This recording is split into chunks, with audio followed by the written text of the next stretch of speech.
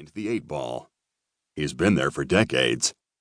But whatever you may hear from his enemies in the climate change establishment, he is no crazy denier or shill for big oil.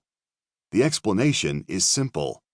He is so certain of his data that he is quite comfy there behind the 8-ball. When you really study the issue, you realize that Marc Morano is absolutely right. And it turns out he is not alone there behind the 8-ball. He has developed relationships with hundreds of brilliant scientists and other experts who are willing to testify, along with Marc, that in fact there is no significant man-made global warming. This book is exactly what parents need to counter the indoctrination our children are now being subjected to. Starting at a very young age and continuing through their teenage years, American school children are being constantly bombarded with climate change propaganda. This is science gone bad. It has become political. And climate science has been hijacked by the extreme fringe of the environmental movement. The truth is that while climate is naturally changing, as it always has, no crisis is occurring and there is no reason to fear any in the future. This book uses over 1,200 footnotes to bolster its compelling, scientific, and logical demonstration that Al Gore and the United Nations are dead wrong on climate fears. And maybe even more important, this book uses the climate change establishment's own words to refute their silly claims. Listen to this book, and Marc will become your hero. Give it to your friends to listen to. Maybe in the end, there will be enough of us who no longer believe the climate change hoax that he and those of us who know he is right can get out from behind the 8-ball and enjoy life. Listen on, my friend. Listen on. Chapter 1.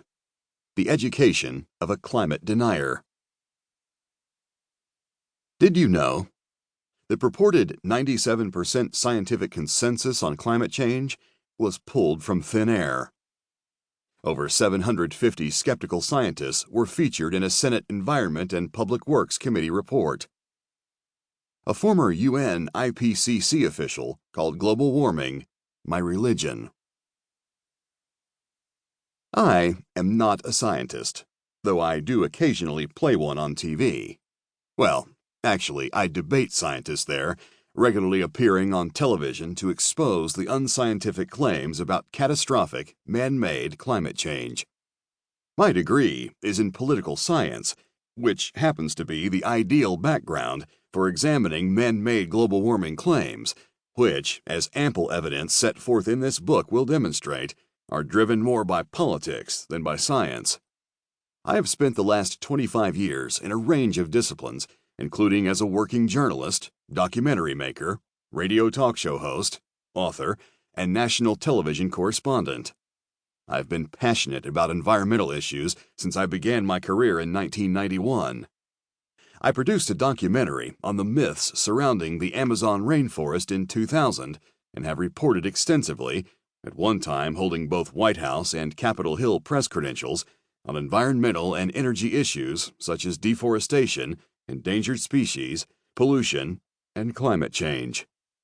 I co-wrote, hosted, and co-produced the 2016 global warming documentary, Climate Hustle, which was featured in over 400 theaters in the United States. The film featured current and former UN scientists who have turned against the UN and prominent politically left-wing scientists who have reversed their views and now reject claims of a man-made climate crisis. I am a climate skeptic, a doubter, a dissenter, and have been smeared as a denier. But I am not alone in my skepticism. I work regularly with a huge network of internationally renowned scientists, many of them formerly of the United Nations Intergovernmental Panel on Climate Change, UN IPCC. Less charitable names have been used to describe us. The vicious name-calling starts with the climate denier epithet that is meant to evoke comparisons to Holocaust deniers. But it doesn't stop there. Rave reviews. In 2015, I appeared, as the villain, in the Sony Pictures climate activist documentary, Merchants of Doubt. The reviews were glowing, as in, I was torched.